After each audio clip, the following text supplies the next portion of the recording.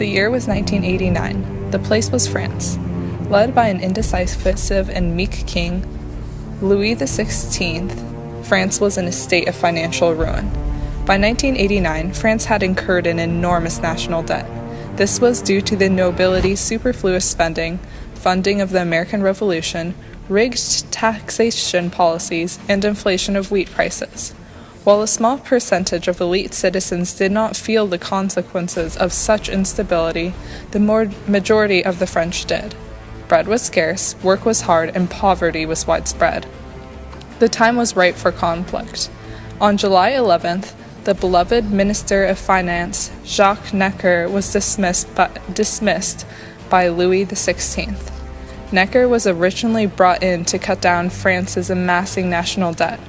While he was successful in doing so, he greatly peeved the king with his constant call to reform unjust taxation policies, sticking up for the lower class, and calling out the nobles, King Louis XVI included, for their frivolous spending. Within a day, news of Necker's dismissal spread throughout Paris. The people of France were enraged. To add to this, a rumor traveled that the king's next move was to shut down the National Constituent Assembly. Protests against the king quickly followed. Around 10,000 people gathered at the Palais Royal. Simultaneously, mobs broke out around the city. Food, guns, and other supplies were plundered. While the royal army did suppress the protesters, Louis XVI did not find it vital enough of a situation to summon a large portion of his military. This smiled in the rebellion's favor and also kept the rioters on their toes, keeping them in constant worry of the king possibly summoning more troops to harshly repress them. Chaos overtook Paris. On the morning of July 14th, tension was high. Around 1,000 demonstrators had mobbed Hotel des Invalides in search for ammunition to use as protection against the royal army. After loading up, they proceeded to march to the Bastille, a medieval fortress and prison, to seize its ammunition holdings. The mob crowded the old prison and demanded its surrender. In an attempt to appease the angry rioters, Governor de Leina'ala tried to negotiate with two leaders of the mob, but as the negotiations dragged on, the rioters became restless. The mob broke down the gates and stormed into the Bastille. Governor de Leina'ala was seized and dragged to Hotel de Ville, where he was brutally beaten. It was then he uttered his most famous words, "Enough! Let me die!" And with that, the revolutionists stabbed him to death. His head was decapitated, put on a bayonet, and paraded around the city, marking the beginning of a new tradition. The mob then proceeded to kill the prévôt et marchand, or mayor of the city, Jacques de Flesselles, completing the slaughter.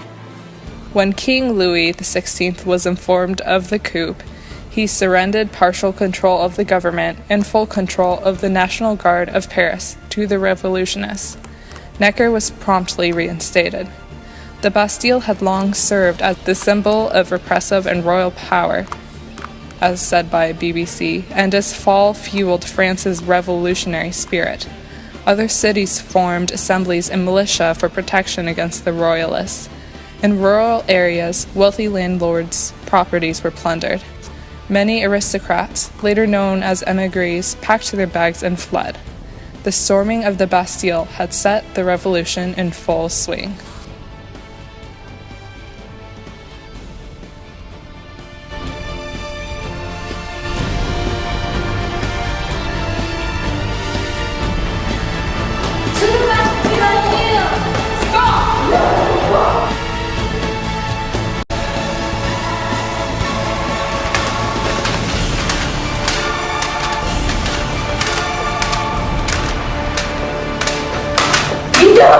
Let me die!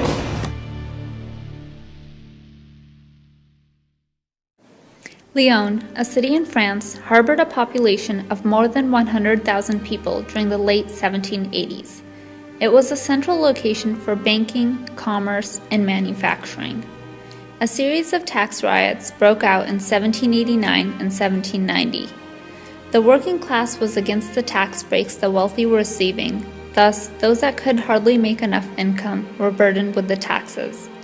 This caused an anti-revolutionary mindset to develop. The revolt against the National Convention began in June 1793 and lasted for 6 months, ending in December of 1793. In August, the government of Paris, specifically the representatives Jean-Marie Collot d'Herbois and Joseph Fouché, sent an elite team to Lyon to halt the revolt. Georges Couthon, one of the head members of the Committee of Public Safety, was a part of the military group. They began bombing the forts of the anti-revolutionists. Lyon was laid siege in September, and in October, Couthon called for the city to surrender while a truce was held for 4 days. The city walls were destroyed, as commanded by the government, as well as 50 houses of the rich. A committee of 5 was created by the National Convention, called the Extraordinary Commission. The commission ordered about 270 people that were involved in the revolt to be killed by cannons loaded with grape shot. They are against the revolution. Destroy Lyon.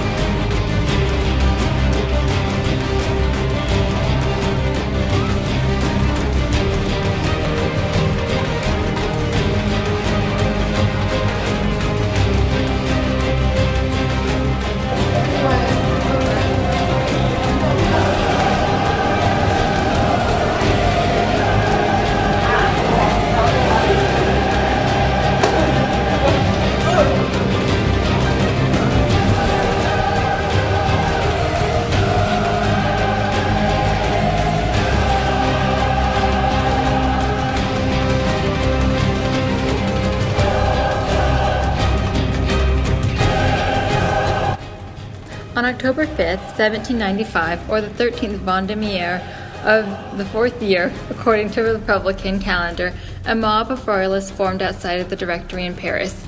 In 1795, France had become increasingly more anxious as food shortages, poor harvests, inflation, and the decline of the assignat, the current form of currency, created financial and political instability.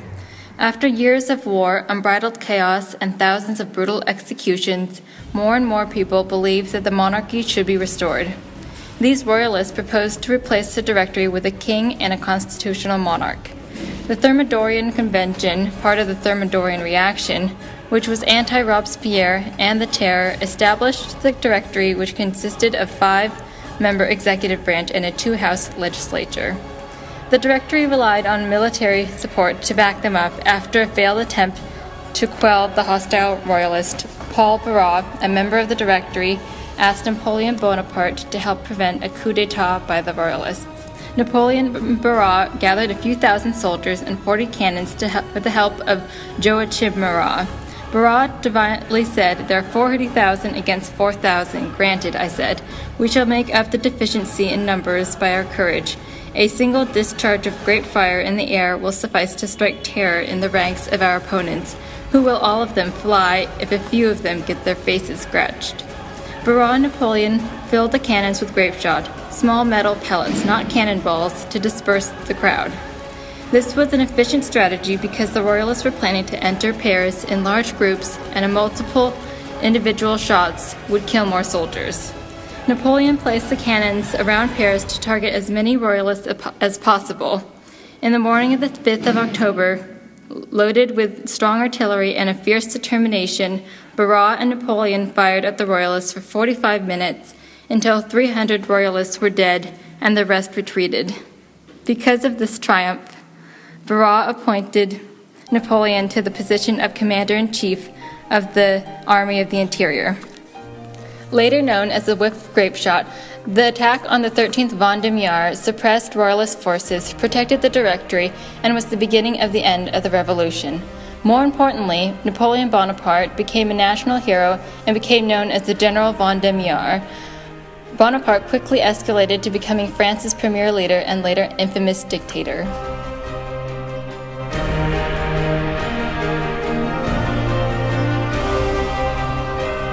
The royalists are coming. Should we shoot? Get out the cannons.